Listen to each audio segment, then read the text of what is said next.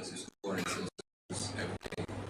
And today is going to discuss the opportunities to maybe work on a new some sort of media control protocol of sorts to see if there are any requirements or improvements that could be made. So please, Nancy, go ahead and amaze us.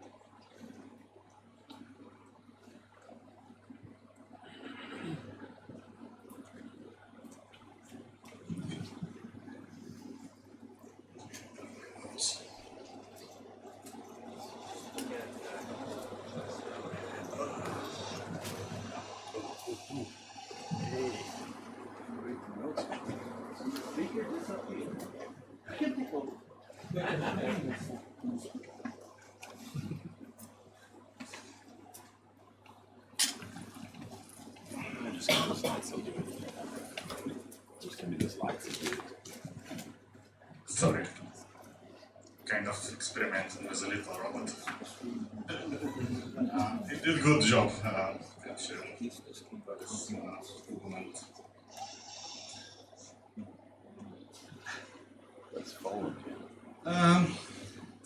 Hello, everyone. First of all, well, my name is Maxim Soberov, as Lorenzo said. I'm an author of TRP Proxy, and today I'm going to talk about designing better real-time media control protocol for smartphone world. Basically, this talk comes from our 15 years experience working on TRP Proxy, and we're basically trying to see how we can bring our approach a little bit further and maybe revise some of the decisions that we made back in the day when we just started with it. So who I am and why do you care? Born and raised in Dnipropetrovsk, USSR. Country doesn't exist anymore, but I'm still here, which is a good part. I got my Master of Science in Physics and Radiophysics from Kyiv State University. I've been involved in open source since about 2001. I started with a school with a FreeBSD project, which we used pretty extensively for our IT needs. So it kind of got me interested, and I got involved in the community itself. So I submitted a bunch of patches. Eventually got source access, directed repository access to the project. I still follow FreeBSD till this day. I participate in the development, time permitting and all that.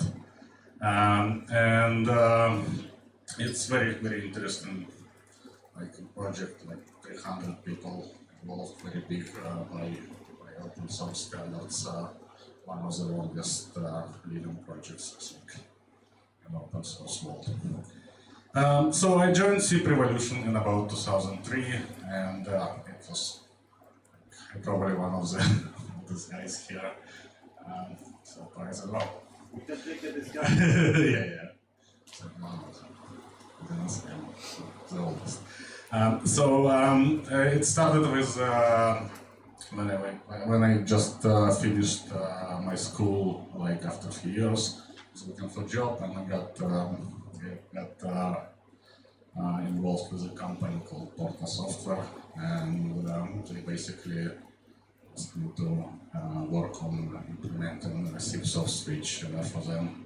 So we started looking for open. Since I was pretty involved in open source, and I saw it is kind of way for the software to be built in the future.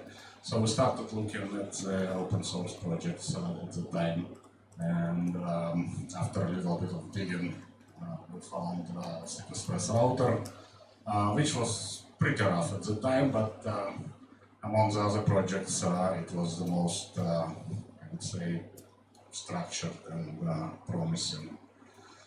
So we got involved in that. We designed some of the modules that were missing for our particular purpose. And after that time, I left CP Software, Porta Software, and started my own company in 2006 called CP Software. So that's kind of a little bit background on who I am. Now I'll talk a little bit about who I am not. I don't consider myself a public speaker. I speak up usually only when I have something to say. So I say keep silent and listen for what other people have to say. I don't believe in sustainable energy. Sorry, guys. Despite popular belief, I'm a physicist, so despite popular belief, solar, wind, and other sustainable crap are not going to solve any of the energy problems that we are having today. I mean, it can solve some of the local problems, or political problems, or whatever. It might make people feel better, but there are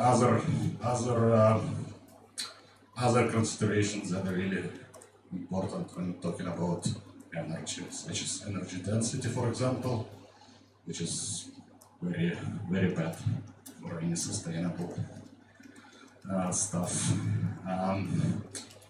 And so I'll just to finish on that front, I think that thorium is probably the best alternative we have right now, and hopefully thermonuclear will get here someday. Anyway, so what the heck is CP Software? We started pretty small. It was pretty much one-man shop. We've been doing a lot of like oddball web projects, setting up C++ router, B2BA, and all that. RFP proxy for custom deployments. These days we moved into more like package models, so we package a lot of open source projects, like 300 packages at this time, just like all the web stuff and all that.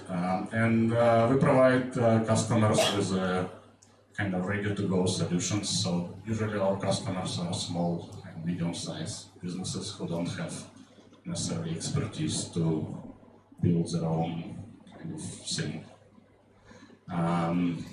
And we consider ourselves relatively successful. Have 300 deployments now, paying customers all across the globe. And yeah, we are filling switching needs at small and medium-sized with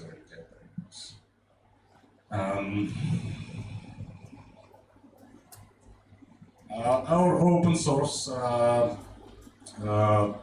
strategy is a little bit different from many of the people who spoke to this conference. We consider our open source projects not as a core of our business, but as a toolbox to support whatever we're trying to achieve. And we've been pretty productive. So as I said, we started with NetHelper in 2003, followed up with RP proxy. Then we built B2BA, with Python, RTP cluster, which is kind of front end for the RTP proxy. And lately we've been pretty active working in like continuous integration. So we spend a lot of time building web tests, and recently we also started rewriting some of our old components to more modern language, so from Python to Go, and all that. So a little bit of overview of RTP proxy control protocol.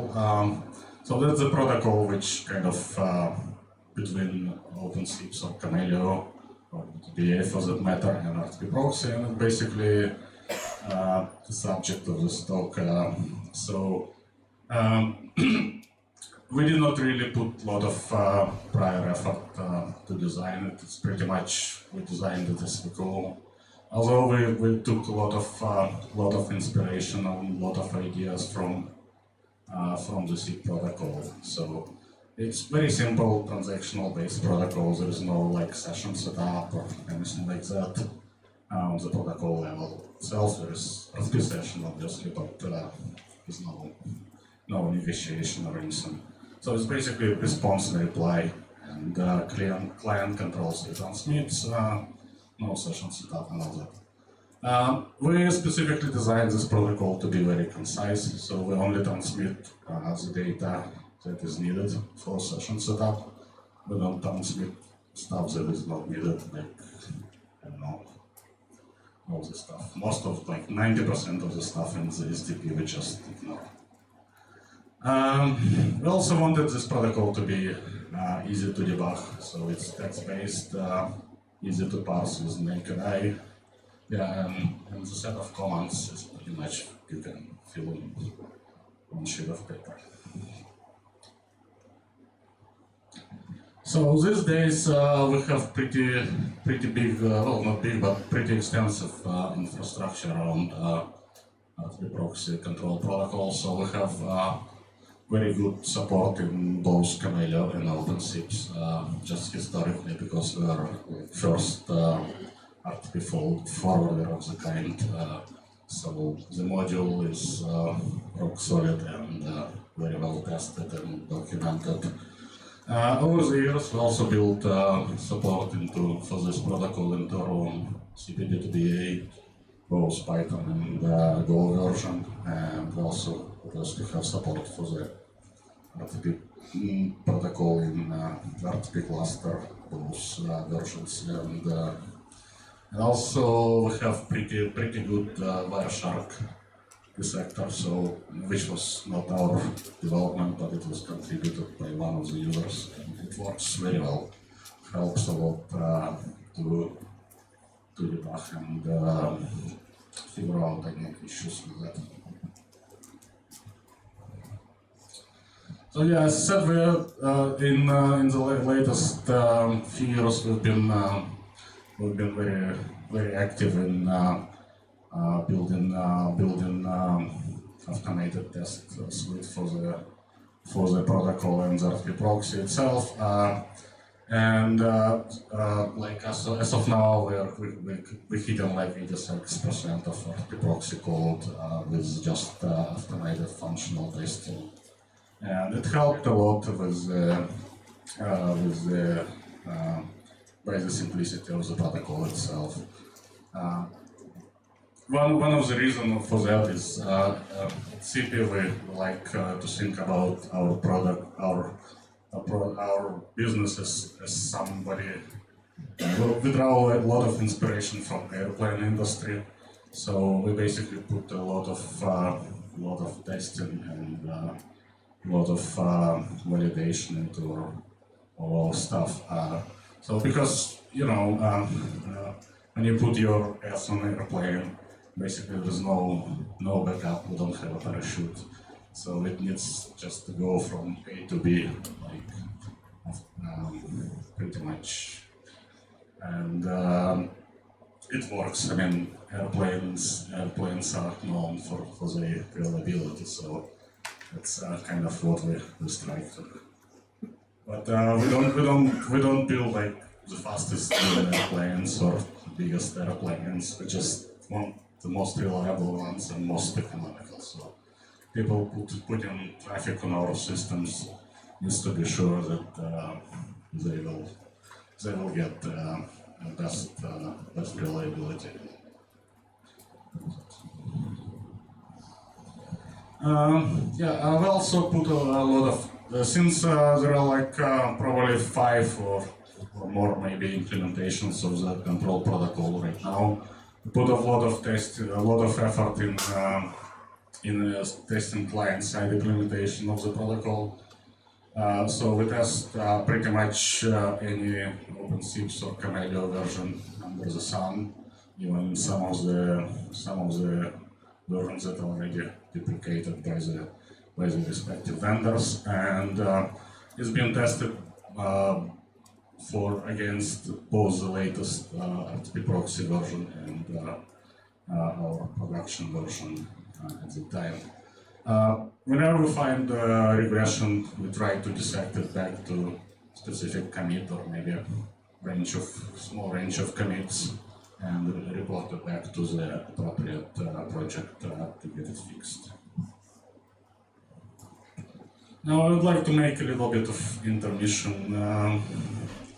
Just give me a sec.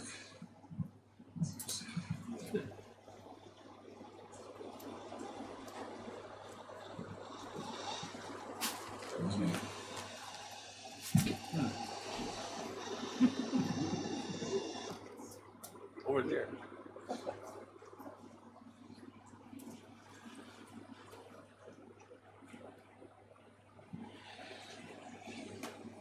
So with John, does anybody know this guy?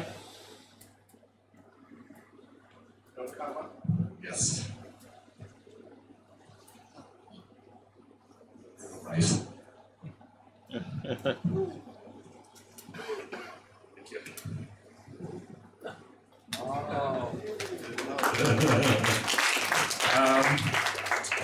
John Carmack, if you have not seen any of his talks or presentations, he's a very interesting speaker, and he always talks about very technical stuff, but make it very interesting. So he recently moved, as many of you probably know, he moved from game development into virtual reality field, and what he discovered is that implementing real-time hardware and software is really difficult. Not only because our operating system in wide use that are in wide use today are not really designed for real-time, but also the hardware is really not helping. In particular, he was rambling for quite a long time about one particular sensor that they put in some of the headsets, which are supposed to give like position or acceleration or something like that continuously and at given intervals. But for some reason there was some condition in that sensor internally, and sometimes it just stopped for 100 milliseconds and produced nothing. And it's very, very crucial apparently for the experience, because in implementing this virtual reality systems, you have only like 15 to 20 milliseconds to kind of from user moving head to kind of getting the reaction. Otherwise, it will feel like your brain will feel like disconnect between reality and what you see. So this problem with that. What about this guy? Knows him. His name is Yosha. You know? I guess it. Okay. He's a researcher, philosopher from MIT, and his name is Yosha Bach. And he is also very, very interesting public speaker. So if you have not seen any of his presentations, I highly recommend it. But he was the one who first to kind of postulate that corporations, especially big ones, are pretty much narrow superintelligences. So they basically possess like superpowers in terms of capacity, intellectual capacity, but they're still narrow because they have very limited goals. And that's a big G. That's kind of my spin on Marshall's ideas. So you can probably guess what it is.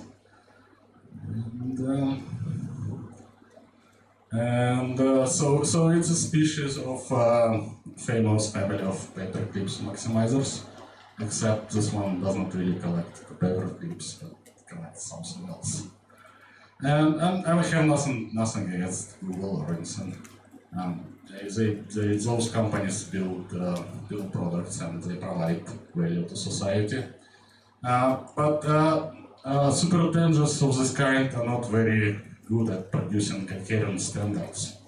Far from it, what they spit out, in my view, pretty much resembles something you would get out of thousands of monkeys or hundreds of thousands of monkeys that just randomly typing on keyboards after reading existing standards.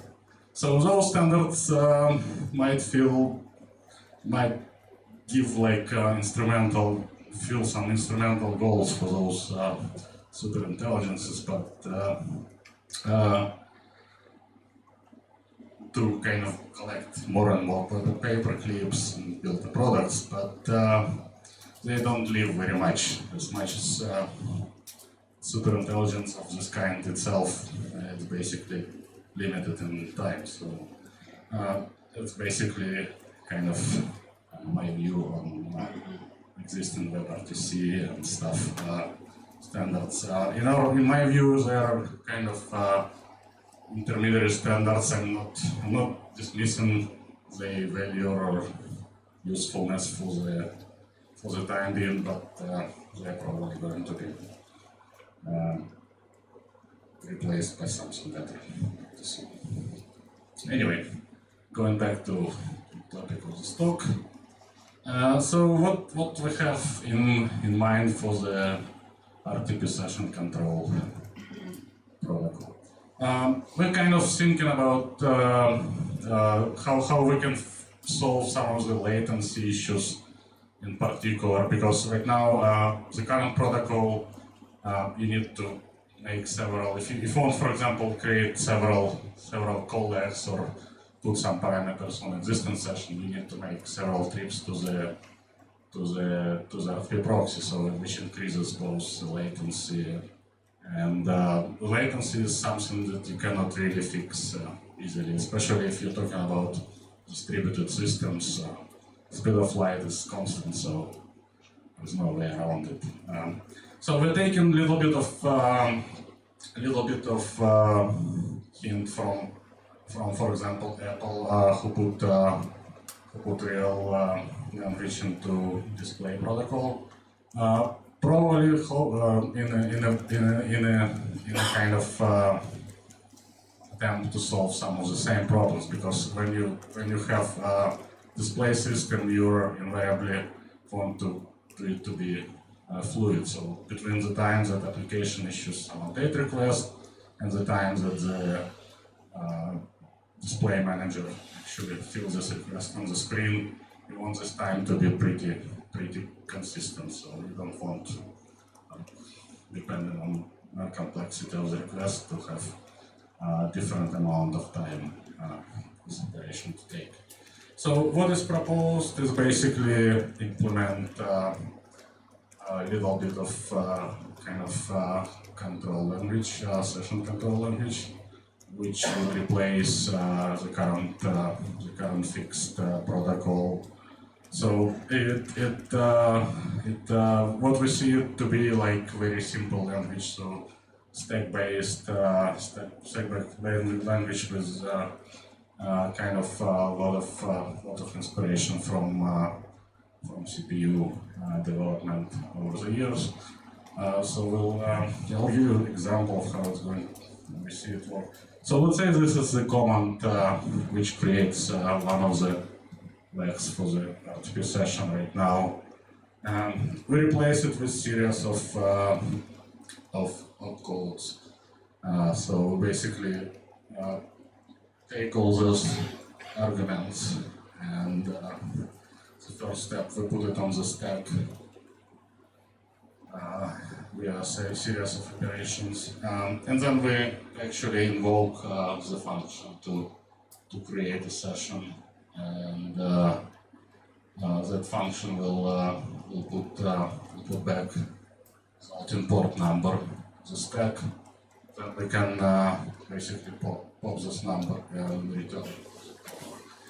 And then it can be extended pretty much infinitely from that. For example, one of the tasks we have in our B2BA, we want to create 2 sessions back to back. And right now, the problem we have is that we need to issue two comments to make it happen. And as I said, it's basically doubles the latency, which is not good. So with the new scheme of scene, we can basically build a little program which would basically first part of it would just kind of repeat the previous example, and then we can reuse. So we got our port number from that create function, and then we basically create a second call leg by reusing some of the stuff that we already put on the stack, and at the end we basically get those port numbers and return it back to the core. So yeah, as I said, it's pretty rough idea at this point of time, but we would really like to get some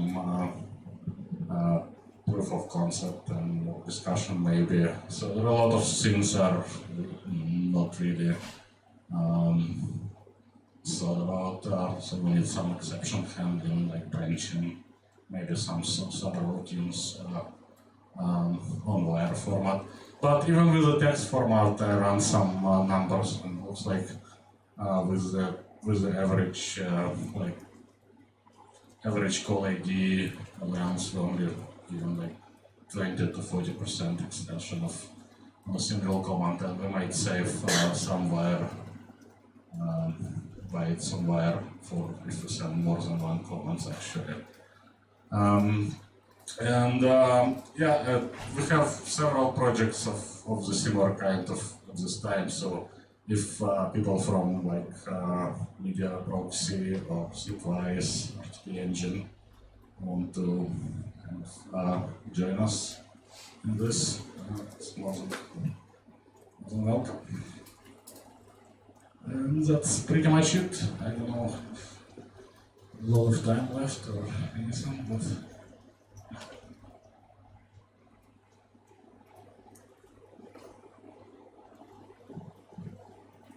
Thank you, Maxime.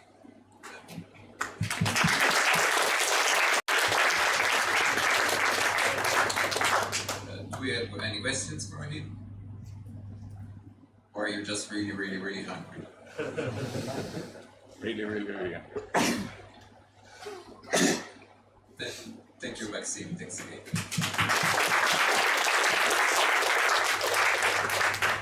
So let's have some lunch and let's